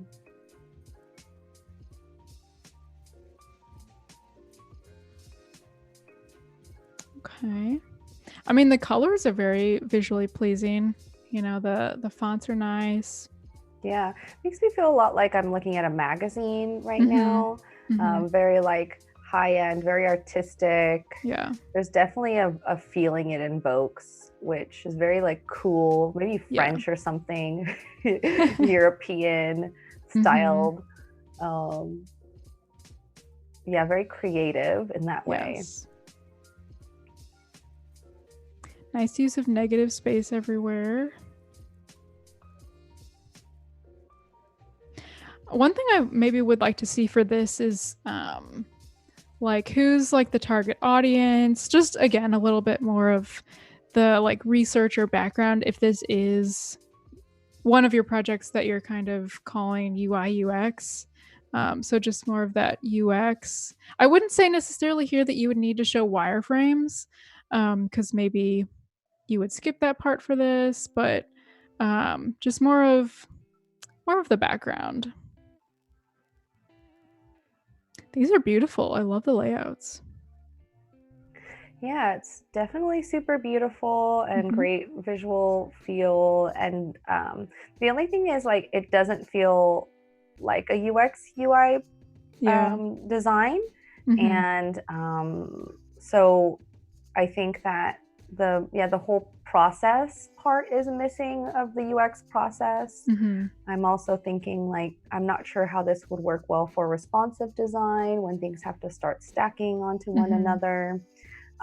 It to me feels more like an art piece. And unfortunately, sometimes with UX UI, you lose out on some creativity. But what I'd love to see is a balance between this beautiful like visual feel and the feeling it invokes, along with actual best practices for UI design and UX design. And I think that balance would be really beautiful and could showcase both the UX and UI and the creative feel, already the creative raw talent that's here. That's great advice. I noticed at the end here, he said, this was my first attempt using After Effects for UI. So that's interesting. I don't see a lot of people using After Effects for UI. I also imagine that you could actually use XD for a lot of these animations that you're using. Like it didn't seem like anything was too crazy that XD, like Auto Animate or whatever, wouldn't be able to do this. Definitely. Let me see, like, find some of those animations. Because, like this one, you know, text appearing. Oh, you wouldn't be able to do the video though. That's the only thing. Yeah, that particular swipe. But like the photos appearing in the background, you could totally do an XD. Yeah, beautiful work. Okay. Any other comments on this one before I move on to another? No, thank you. Okay. All right, guys. Actually, we've only got about 5 minutes left. So did you want to, Elize, maybe I'll go back to you.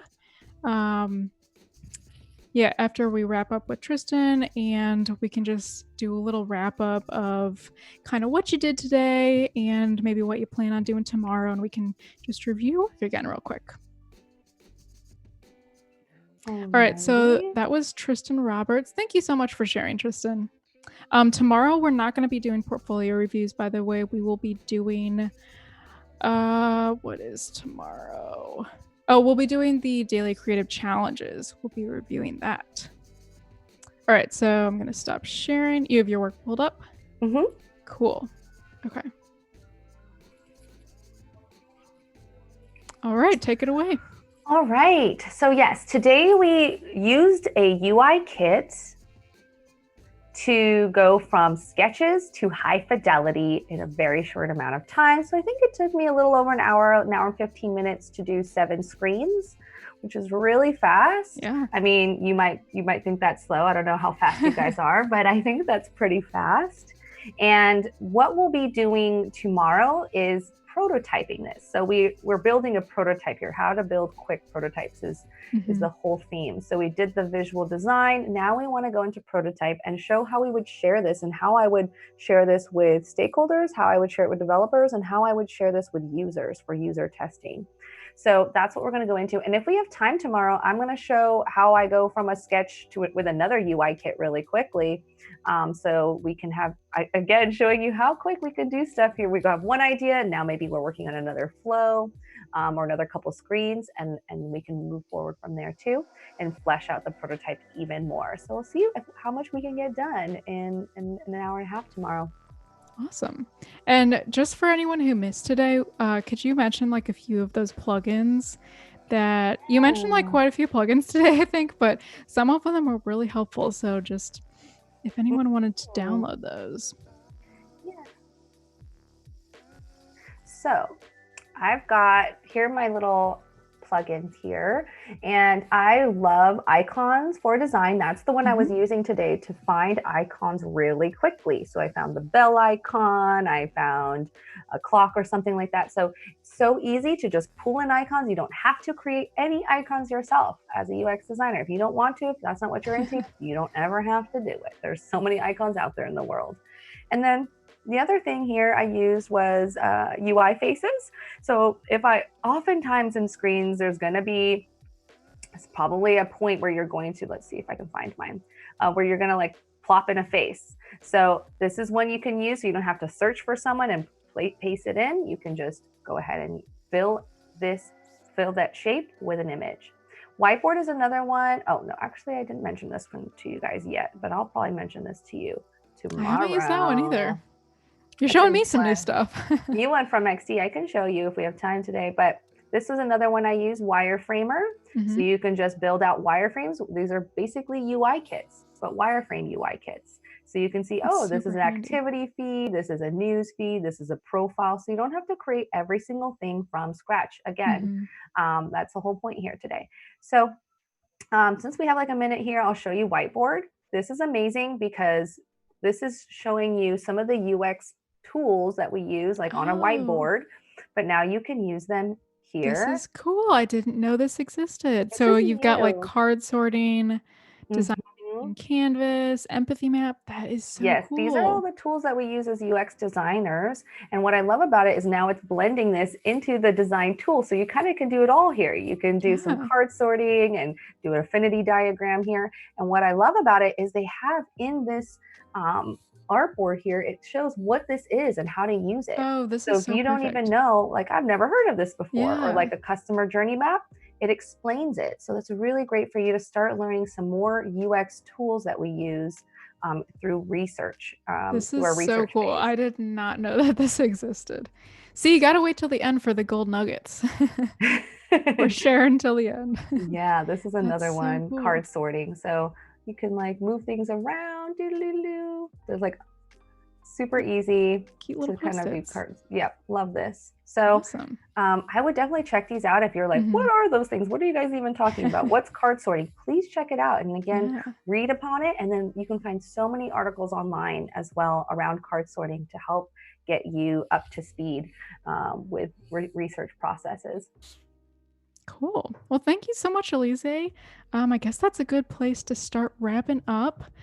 Wow. Okay. So you did a lot of work today. I'm excited to see what you're going to start working on tomorrow. So guys, don't go anywhere. In about 5 minutes, we're going to have our XD Daily Creative Challenge with Jesse. So be sure to stay tuned for that. And of course, we'll be back here again at the same time. Oh, and here's the schedule. And then after that, we've got our sketch party with Kathleen at 2:30. All right, guys. Well, that is about it. Thank you, Elize, so much for being with us here today. And we'll Thank be you. back again tomorrow. Bye, Yeah, guys. Have a thanks. great day. Bye.